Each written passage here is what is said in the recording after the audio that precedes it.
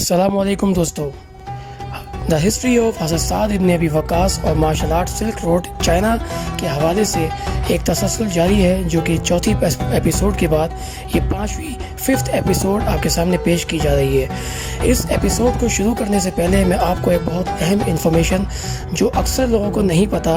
वो इसलिए देना भी ज़रूरी है कि हम तमाम लोग जो अपनी मार्शल आर्ट स्टाइल करते हैं, हम ये समझ सकें, देख सकें कि हम कौन सी मार्शल आर्ट अपने जिस्म के लिए कर रहे हैं, उसकी नशोनुमा के लिए कर रहे हैं। दोस्तों, इस दुनिया में मार्शल आर्ट का जब क़याम हुआ, इसकी वजूद दुनिया में नुमाया हुआ, तो उससे भी पहले इसके अंदर इसके फंडामेंटल्स को तैयार करना ये बहुत अहम काम था, जो कि पुराने मशहूर मास्टरों से, ग्रैंड मास्टरों से, क्रिएटर से और ख़ास मुस्लिम्स और बुद्धिस्ट जो मास्टर थे, और उनके ज़रिए से ये चीज़ कंपाइल हो पाई। लिहाजा हम तक एक तारीख़ की शक्ल में, हिस्ट्री की शक्ल में और बाय प्रैक्टिस जब हम रिसर्च पर जाते हैं, रिसर्च करते हैं, हक़ाइक़ को ढूंढते हैं, तो यकीन माने कि वो हिस्ट्री सिर्फ़ और सिर्फ पेपर वर्क नहीं होता, बल्कि उस पेपर वर्क में भी फुट वर्क होता है। आप हर जगह पर खुद जाते हैं और वहाँ की आबो हवा से लेकर ज़मीन के उन सारे अनासर को भी लिखते हैं, कि जिससे आपको ये पता चलता है कि किस खत्ते में, किस ज़मीन के किस हिस्से में किस किस्म की आबो हवा थी। उसके असरात उस मार्शल आर्टिस्ट पे और मार्शल आर्ट पे भी पड़ते हैं। लिहाजा मार्शल आर्ट का जो असल फंडामेंटल्स है, वो है दो किस्म की मार्शल आर्ट जो एक इंसान के अंदर पाई जाती हैं: internal martial art, external martial art. दोस्तों, एक चीज़ होती है जिसे चाइनीज़ में अंदरूनी गहरी सांस कहा जाता है, जिसकी ताकत से इंसान बहुत बड़े कारनामे अंजाम दे सकता है, जो अमूमन लोगों के हाथ नहीं है। इंटरनल मार्शल आर्ट, इंटरनल ची और जापानी में इंटरनल की, इसको कहते हैं superior power from the inside, comes from the inside. ये तमाम चीज़ें, ये तमाम अनासर एक इंसान के अंदर होना लाजमी है। उसके बाद ही वो अपनी लड़ाई, अपनी जंग का फ़ैसला, अपनी हार जीत का फ़ैसला करेगा। पिछली मार्शल आर्ट में सिर्फ यही फ़र्क नहीं था कि वो पुरानी थी, एंशिएंट थी, बल्कि उसके अंदर इंटरनल और एक्सटर्नल पावर का जो मिलाप था और उसका इस्तेमाल था, बखूबी वो लोग जानते थे। आज के ज़माने में लोग एक्सटर्नल पावर को यूज़ करके अपनी जवानी और अपने जिस्म की मसल्स, हड्डी, गोश्त को इस्तेमाल करके अपने आप को जल्द बूढ़ा कर लेते हैं। बूढ़ा होने की वजह से वो मार्शल आर्ट जो कहते हैं कि बुढ़ापे में काम आती है, अमूमन प्रैक्टिकल देखा गया है कि वो जवानी में अपनी इस्तेमाल होती है और बुढ़ापे में वो नुकसान देती है। लोग बूढ़े होकर तकलीफ़ में होते हैं, जोड़ तकलीफ़ करता है, और अलग अलग बीमारियों में, यहाँ तक कि मास व्यायाम से लेके जितने बड़े लेजेंडरी सो कॉल्ड मास्टर गुजरे हैं, वो या तो कैंसर के मरीज़ हुए, या गुर्दे के मरीज़ हुए, या दिल के मरीज़ हुए। यही वजह है कि मार्शल आर्ट का असल हक ना समझ सके, ना कर सके, सिर्फ एक्सटर्नल बॉडी यूजिंग करके मार्शल आर्ट करके चले गए। आज हम तमाम मार्शल आर्ट को देख सकते हैं बाखूबी, जिस तरह मार्शल आर्ट में एमएमए अपनी एक्सटर्नल एक्सपीरियंस के ऊपर, एक्सटर्नल मार्शल आर्ट यूजिंग और इस्तेमाल के ऊपर तरक्की कर रही है। ये सिर्फ अपनी जवानी, अपने वक्त का ज़या है, इसका आफ्टर इफेक्ट कुछ भी नहीं। लिहाजा मार्शल आर्ट इंटरनल और एक्सटर्नल दो अलग अलग चीज़ें हैं। जो स्टाइल इसी चीज़ पर बेस करता है कि कौन सा स्टाइल एक्सटर्नल और इंटरनल ट्रेनिंग और डेवलपमेंट करता है। लिहाजा जो हमारे मॉडर्न कराटे आज के ज़माने की है, वो उसका इंटरनल से कोई ताल्लुक़ नहीं है, कोई प्रैक्टिस नहीं है, उसका कोई कैरिकुलम नहीं है। वो टोटली एक्सटर्नल बॉडी यूजिंग एक फंडामेंटल के ऊपर उन्होंने एक चीज़ तैयार की है। लिहाजा अपनी इस वीडियो की शुरुआत में ये बात समझाने के साथ ही मैं आपको ये बात भी समझा दूं, ताकि आप मेरी आने वाली अल्फाजों को बखूबी समझ सकें। आप हज़रत अली रज़ी अल्लाह ताला अन्हु के सामने जब दुश्मन आता था, तो वो आता बड़े ही जोश में था, लेकिन जब हज़रत अली के करीब पहुंचता था तो उसके ऊपर हैबत तारी हो जाती थी। वो हज़रत अली रज़ी अल्लाह ताला अन्हु का जिस्म और कद दोनों ही छोटा था, उसके बावजूद बड़े से बड़े पहलवान का भी दिल फट के निकल जाया करता था। वो शख्स डर के मारे लड़ नहीं पाता था, और बड़े बहादुर तुरुम खान जो आए तो वो भी ढेर हो गए। दो हिस्सों में तकसीम कर देने वाले वाक़यात भी मौजूद हैं। इसी तरह आप अलैहिस्सलाम सल्लल्लाहु अलैहि वसल्लम से जब एक पहलवान कुफ़ार ने मुकाबला करके उनसे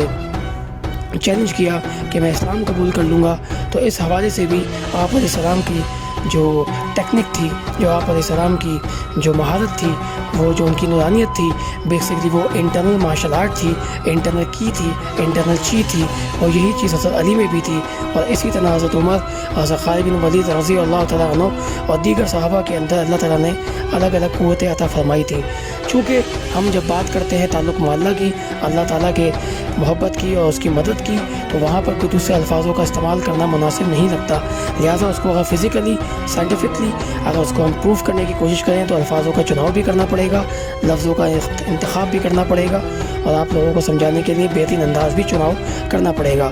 میں اپنی اسی ویڈیو کو آگے بڑھانے سے پہلے آپ کو حضرت علی اور دیگر صحابہ اور آپ علیہ السلام کی مثال دے کر یہ سمجھا چکا کہ آپ نئی ماڈرن مارشل آرٹ کے اندر جو اب مجھ سے سننے جا رہے ہیں، اور جو ہم اپنی اینشنٹ اور ٹریڈیشنل مارشل آرٹ جو حقیقی مارشل آرٹ تھی اس کے فنڈامنٹلز کی اصل مثال ہمیں حضرت علی سے بھی مل گئی، صحابہ اکرام سے بھی مل گئی، اور آپ علیہ السلام صلی اللہ علیہ وآلہ وسلم سے بھی مل گئی۔ یہی ہے اصل حقیقت۔ یہ میری بات کہ آپ سب کو یہ پتہ چل گیا کم سے کم یہیں اس بات سے کہ وہ انٹرنل مارشل آرٹ اور ایکسٹرنل مارشل آرٹ جسے چینی پریکٹس کر کے سالوں سال پریکٹس کر کے بھی نہ پا سکے، وہ ہم 1400 سال پہلے ہی اپنے عمل سے عملی زندگی میں خود دیکھ سکے۔ دوستو، صحابہ اکرام کی مارشل آرٹ جو کسی نام کی محتاج نہیں تھی، وہ آپ علیہ السلام کی تعلیمات کے غلام تھی، اور آپ علیہ السلام کی تعلیمات میں یہ چیز شامل تھی کہ انسان کتنا ہی طاقتور کیوں نہ ہو اس کا دل نرم ہونا چاہیے،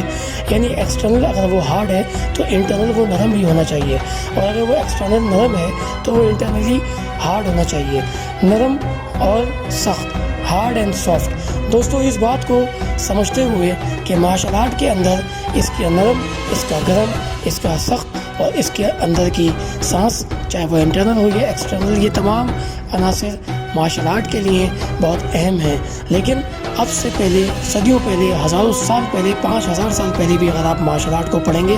تو یہ عناصر آپ کو کہیں نہیں ملیں گے۔ یہ عناصر، یہ تعلیمات اسلامی تعلیمات کے اندر آپ علیہ السلام سے نکل کے صحابہ اکرام کے اندر ہی آئی، یہ کسی دوسرے تعلیم کے اندر نہیں دی گئی آج تک، کسی مذہب میں نہیں دی گئی آج تک، حتیٰ کہ بدھ مت کے اندر بھی اگر بدھا کو پڑھیں تو بدھا کے لیے یہ کہا جاتا ہے کہ وہ دوسرے انڈیا سے سفر کر کے یہاں آئے تو انڈیا میں وہ ہندوستان نارتھ نہیں ساؤتھ تھا، بدھی دھرما آئے تو وہ ہندو پرائس تھے، تیسرے نمبر کے بیٹے تھے اپنے والد کے، اور وہ سانس کی مشق دینے کے لیے آیا، یعنی کہ اس وقت بھی نظام انٹرنل ویک تھا، ایکسٹرنل اسٹرانگ ہوگا، یا ایکسٹرنل اگر اسٹرانگ نہیں بھی تھا تو انٹرنل اسٹرانگ کرنے کے لیے وہ آئے تھے، لہٰذا اس تعلیم کو مکمل نہیں دیکھا جا سکتا، مگر یہ قدیم ہے، یہ پرانا ہے، لیکن یہ صحیح شکل میں نہیں تھا۔ یہ تعلیم جو آپ علیہ السلام نے دی، یہ آپ کو قرآن پاک سے مل جائے گا، یہ تعلیمات سے، احادیث سے مل جائے گا، یہ مسلمانوں کی طریقت و تربیت کے اندر مل جائے گا، آج کے زمانے میں بھی، 1400 سال پہلے بھی۔ لہٰذا یہ جو میں نے آپ کو بات بتائی، یہ تمام چیزیں مارشل آرٹ کے اندر آج کس شکل میں ہیں، اس کے اوپر روشنی ڈالنا بھی بہت اہم ہے، تاکہ ہم سمجھ سکیں کہ ہارڈ اینڈ سافٹ کسے کہتے ہیں، انٹرنل اور ایکسٹرنل مارشل آرٹ کسے کہتے ہیں، چائنا کے اندر اس چیز کو کس طرح لیا جاتا ہے، جاپان میں اس کو کس طرح لیا جاتا ہے۔ یہی علم ہوگا، یہی حقیقت ہوگی، انشاءاللہ یہ ویڈیو ثبوت ہوگی، یہ کوئی خیالی بات نہیں، حقائق پہ مبنی بات ہے، انشاءاللہ یہ اللہ کے فضل سے مسلمانوں کی تاریخ کو ہی نہیں، حقائق جو چھپا دی گئی صدیوں پہلے، اس کو نکالنے میں بہت بڑا کردار ادا کریں گی انشاءاللہ۔ دوستو، اس اہم تسلسل کو جاری رکھنے کے ساتھ ہی آپ کو یہ بتاتا چلوں کہ ایک اور مشہور مارشل آرٹ جو چائنا کے اندر مقبول ہے، ہسنگ آئی چوان، یہ اندرونی کنفو اسٹائل ہے جسے ماسٹر استعمال کیا کرتے تھے۔ اس آرٹ کو ماسٹر مہاسی لی نے بنیاد رکھتے ہوئے آگے چلایا تھا،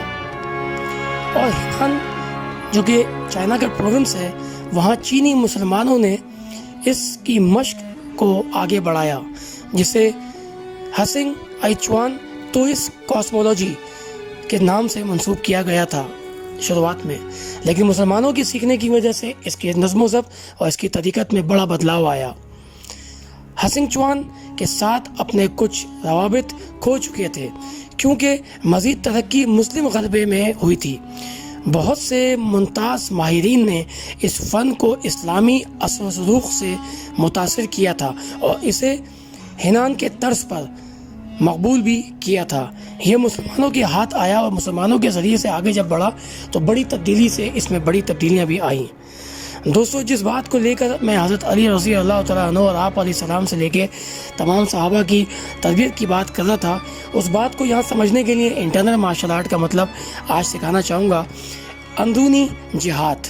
یعنی چائنا میں اندرونی جد و جہد کو کہتے ہیں۔ اس کا حقیقی معنی گہرائی سے بھی کہا جاتا ہے۔ مسلم کنفو کے جو ماسٹر گزرے وہ دشمن کو اندر سے قابو کرنے کے لیے اسے استعمال کیا کرتے تھے۔ ان کے اندرونی توانائی جسم کی تخلیق کردہ توانائی کو اہم آہنگ کرنے کے لیے اسے کامیاب کرتے ہوئے، جس میں اس کے نتیجے کے بعد چینی زبان میں اسے چی کنگ یعنی اندرونی توانائی یا حیات کی قوت کا نشوونما بھی کہا گیا۔ ایک عالمگیر قوت جس کا استعمال سانس لینے کی خصوصیات کی جو مشق ہے اس کی سیریز کو آگے بڑھاتے ہوئے اسی ذریعے سے اسے بنایا گیا تھا، جو اندرونی جسم کو پروان چڑھاتی اور مضبوط کرتی تھی۔ اس طرح کی ترقی کو بہت سے مسلم کنفو ماسٹروں نے استعمال بھی کیا، جو آج تک بھی کنفو کے ذکر میں آتا ہے، اور اس ذکر کے ساتھ ساتھ احترام کے لہجے میں اس کے ساتھ مسلمانوں کی تعلیمات کو اور ان کی تاریخ کو بھی یاد رکھا جاتا ہے۔ لہٰذا چی کنگ یعنی آج چائنا کے کی گونگ کے نام سے بھی جو مشہور ہے، کنفو ماسٹر نے صدیوں سے اس کی مشق کو جاری رکھا تھا، جو اپنے اندرونی توانائی کو پورا کرنے اور اسے مکمل کرنے کے لیے زندگی بھر خرچ کرتے ہوئے، جس کو جاپانی طرز میں بھی کی کے نام سے منسوب کیا گیا جاپان میں۔ اندرونی توانائی کی چینی شکل برعکس ہے۔ ملیشیا، انڈونیشیا، پنجاب سلات کا جو اسلامی مارشل آرٹ فن ہے، اسے زیادہ تر سخت اور نرم مارشل آرٹ دونوں میں مشتمل بنایا گیا تھا، اور یہ قرآن سے متاثر تھا۔ سلات مارشل آرٹ کے لیے ملائی زبان کا لفظ استعمال کرنے والے اپنی مارشل آرٹ کی تربیت میں الہام یا روحانی الہام حاصل کرنے کے طریقے اور اس کی کوشش کو کہتے ہیں۔ تاہم اندرونی توانائی کی طاقت کا راز صرف ایک محض نسل تک محدود نہیں ہے۔ کئی ہم اثر کنفو ماسٹرز کی کوششوں کے باوجود جو اپنی حدود میں اس کی وجود کو ثابت کرنے میں اپنی حیرت انگیز صلاحیتوں کا مظاہرہ کرتے آئے ہیں۔ سلات کے معنی فن دنیا کے اب تک کے سب سے مکمل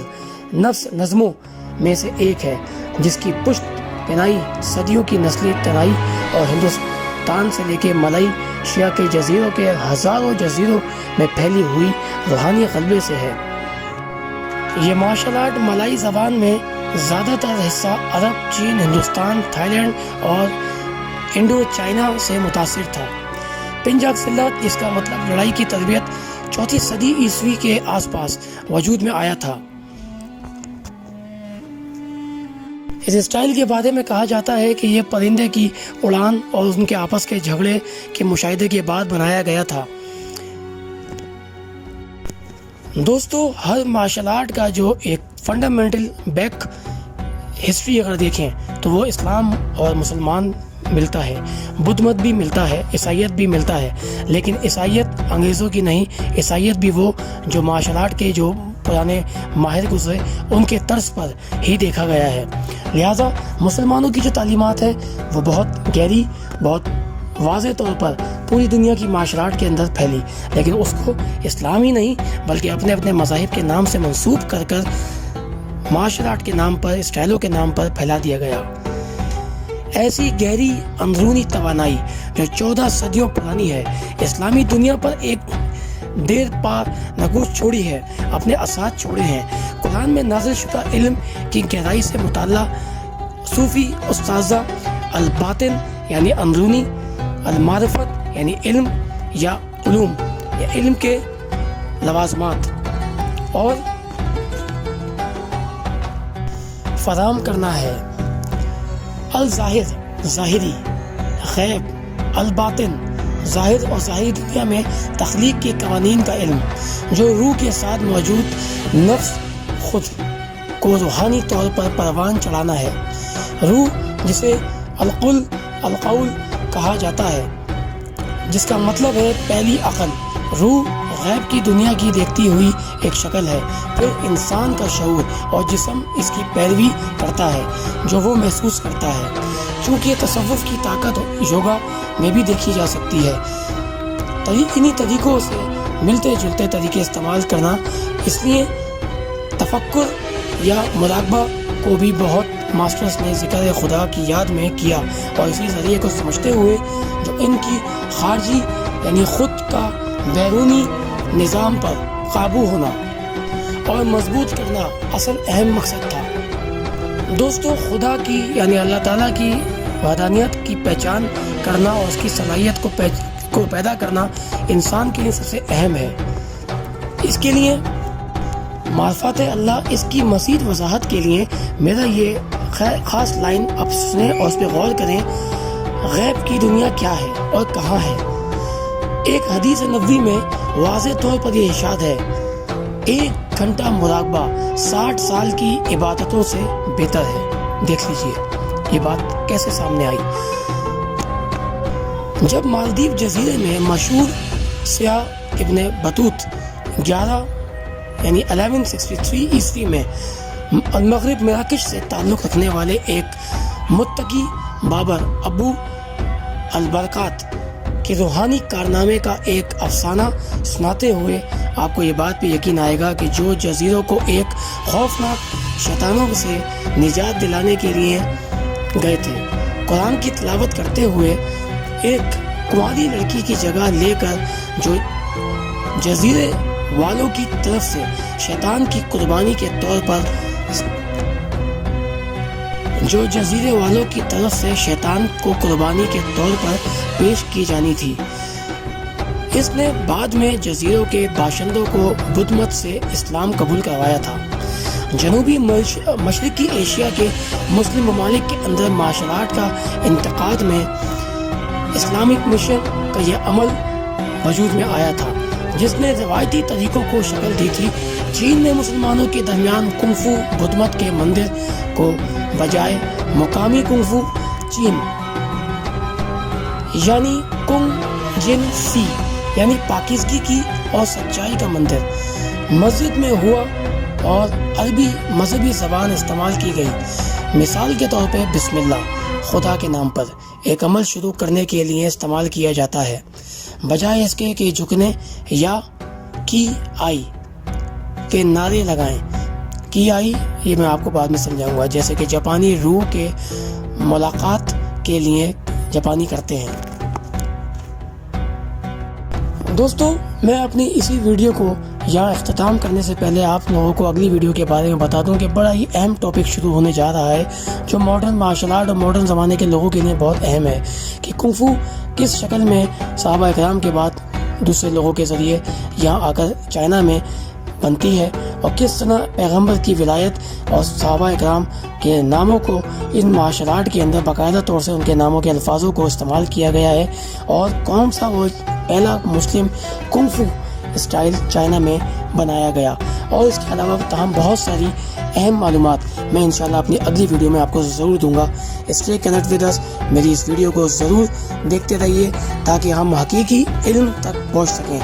علم ان کے لیے ہی ہے جو حقیقت کو کھوجنا چاہتے ہیں، علم ان کے لیے بالکل نہیں ہے جو خود کو عالم بنا کر بہتر پیش کر کے لوگوں پہ اور ان کے ذہنوں پہ حکومت کرنا چاہتے ہیں۔ امید ہے میری یہ انفارمیٹیو میسج، انفارمیٹیو ویڈیو آپ کے لیے ایک بہت اہم تبدیلی کا باعث بنے گی۔ السلام علیکم۔